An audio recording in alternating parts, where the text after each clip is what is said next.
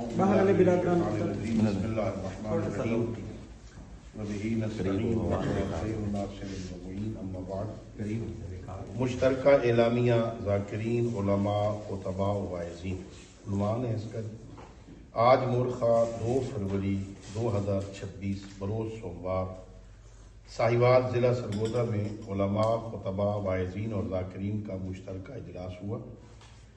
مومنین اور ملت کے مابین موجودہ صورتحال کا جائزہ لیا گیا اور سوشل میڈیا پر بگڑتی ہوئی موجودہ صورتحال جس سے نفرتوں کا سیلاب امڈ آیا، اس سلسلہ میں بزرگان اور ذمہ داران کے حکم اور مشاورت سے اس نشست کا انعقاد کیا گیا۔ مومنین کرام، ہم اس نفرت کو محبت میں تبدیل کرنے کے لیے اکٹھے ہوئے ہیں تاکہ ہم باہمی محبت و یگانگت اور اتحاد کو فروغ دے سکیں۔ اس لیے ہم سب کو چاہیے کہ نمبر 1، تمام صاحبان ممبر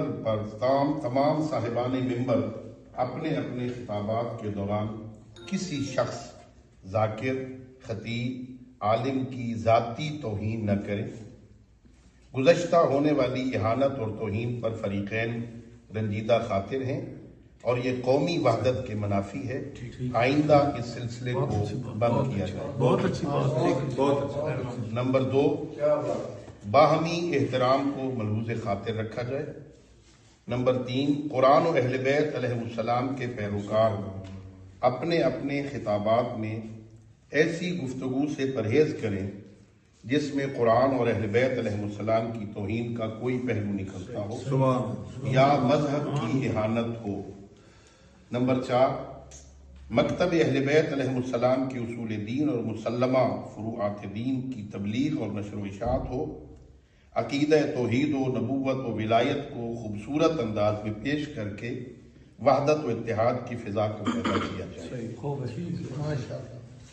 نمبر 5، سوشل میڈیا استعمال کرنے والے افراد اور مختلف آئی ڈیز سے نفرت آمیز اور ملت تشیع کی توہین و اہانت کا سبب بننے والے مواد کو نشر کرنے سے اجتناب کیا جائے، بلکہ محبت و وحدت کا پیغام پہنچایا جائے، وگرنہ ان کے خلاف قانونی کارروائی عمل میں لائی جائے گی۔